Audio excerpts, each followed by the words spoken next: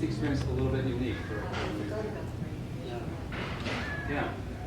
I first want to say, I wish you guys all the success with why we can take this over. But I have two really serious concerns about this application. And we've lived here a long time. One is, I don't think that if you don't live here, which I gather most of you don't, then you are not familiar with how this river canyon amplifies sound.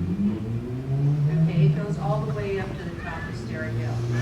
When they have the Bohemian Grove program in the amphitheater, I don't have to go. With my windows closed and I'm clear towards the top, I can hear everything clearly. And I don't actually wish people down on the beach playing the drums every Sunday. You hear everything. Yeah, you hear everything. Yeah. So when they have the finemen at 6 o'clock in the morning, I'm hearing the guy on the, to some extent I can tolerate the noise, but to another, it is my home. We've invested a lot in it. So I have Do you hear the film? Do you hear the films? No, do not hear the films, but if there's somebody down here hooting and hollering, we hear all of that, And so I know that it's the same for everybody else in the different areas. Yeah. That's one key concern. So even if you say 2 times a week, add that 2 times a month, add that to the amphitheater and all that, and the Vine Man and the other venues that come here that have nothing to do with us in the community. There are people coming from outside of the community. God bless them.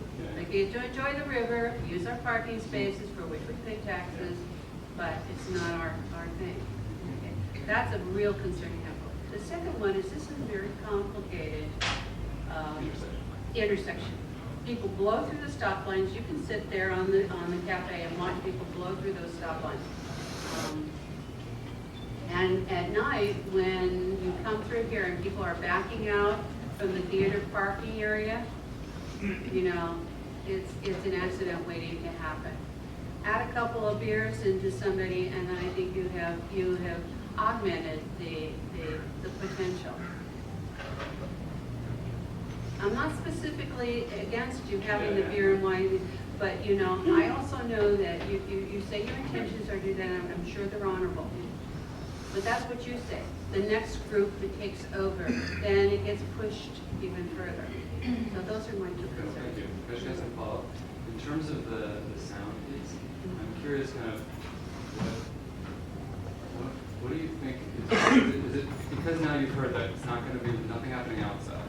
You said when there's film, you don't actually hear anything. So it's your perception that if we did, every few times there would be a band inside this room, that you think you would hear it? Or is it more your concern that like in that kind of environment, people might go outside and bring it outside a little bit more? Is that it? Well, they're going to go outside, and they're going to be, yelling in from the parking lot. I mean, that's how. So that's more your concern is about that. It's basically in the evening, people being outside and a little bit rowdy, basically.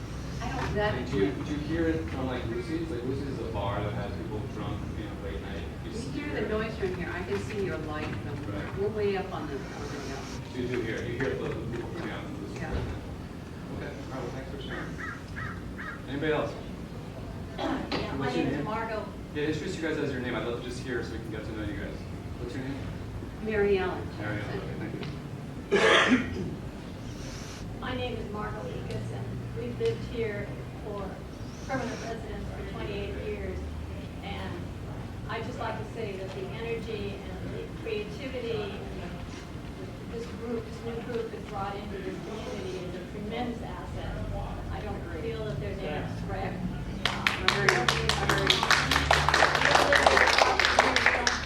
We hear noise. Granted, if someone has a party across the river, or sometimes when there's a wedding at the Rio, we might hear something. But that's part of living here. That's what you want to hear. You want to hear life and energy, and so I couldn't be a stronger supporter. I agree. Yeah, Ken White. Many of the issues that Mary Ellen just mentioned, those are things she could bring up with the Park and Rec. They don't pertain to the Rio agenda. Well, they do if they do amplification music. Yeah. And I'm just saying. But he's explaining that away fairly adequately. That's his intention now. That's his intention now, but later on. Well, we have to start somewhere. Okay. Ron and then Mary?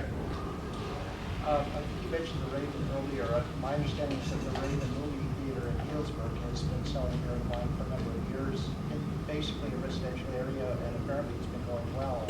I was just wondering if there were any lessons that could be learned from that. Yeah, I mean, we called them just to ask about the process, and it also similarly took them a long time with the county process. I think because it's not usually, movie theaters traditionally have not been selling beer and wine, it's like it's not understood as like a thing by the county, and so it does take a little bit longer. But they've, like as you said, from what they've said, it's been a positive thing. People enjoy it, and there's been